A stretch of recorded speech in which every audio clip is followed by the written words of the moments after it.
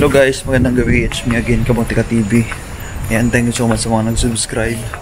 At sa mga mag-subscribe pa lang, thank you in advance. Ayan, shoutout sa mga lagi nakasubaybay sa mga vlog ko. And sana may natutulong ako kahit paano.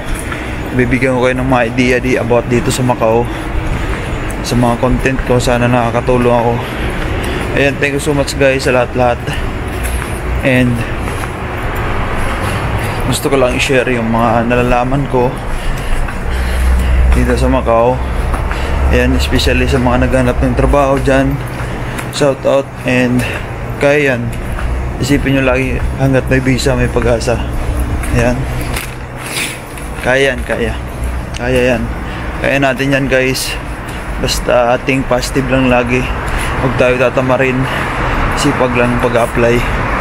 Ayan, yung mga pupunta dito sa Macau, maghanap ng trabaho, huwag nyo lang masyadong expect. Enjoy nyo lang habang nag-a-apply. Pero siyempre sipagan natin para kahit pa paano hindi tayo manghinayang punta natin dito na ay hindi dapat sinipagan natin.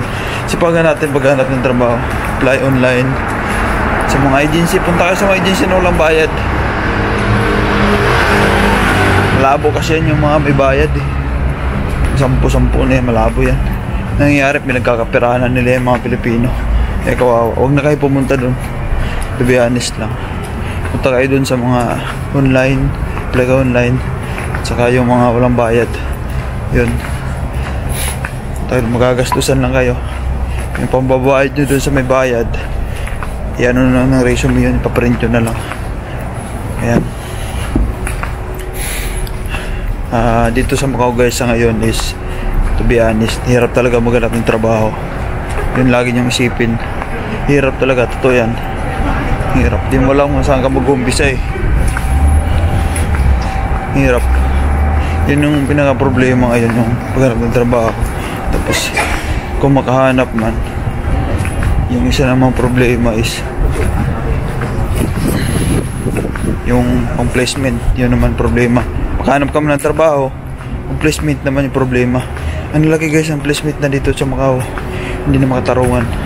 Kaya nung magpapalaki yan sa mga placement dito sa Macau guys is sa mga agent. Kasi agent, dinadagdagan nila.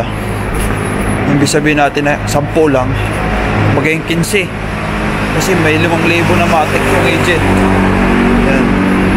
Kaya yung kawawa dyan yung mga maghanap ng trabaho.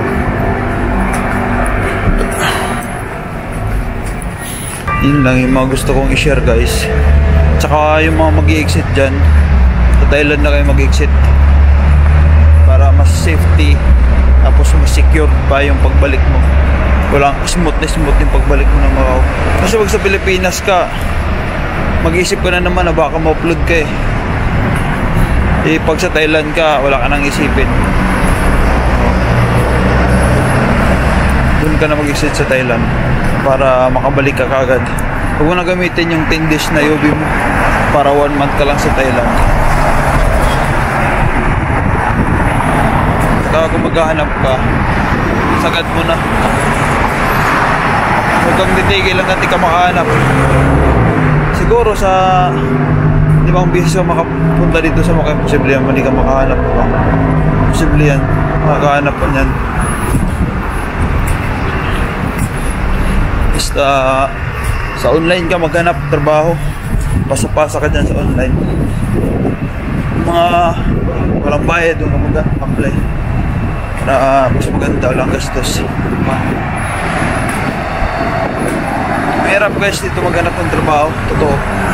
Yan si shoutout kay sir. 1 month raw siya lang kung makahanap trabaho. Kung sakali man sir, hindi pala rin sa ngayon, baka susunod mayroon na yan.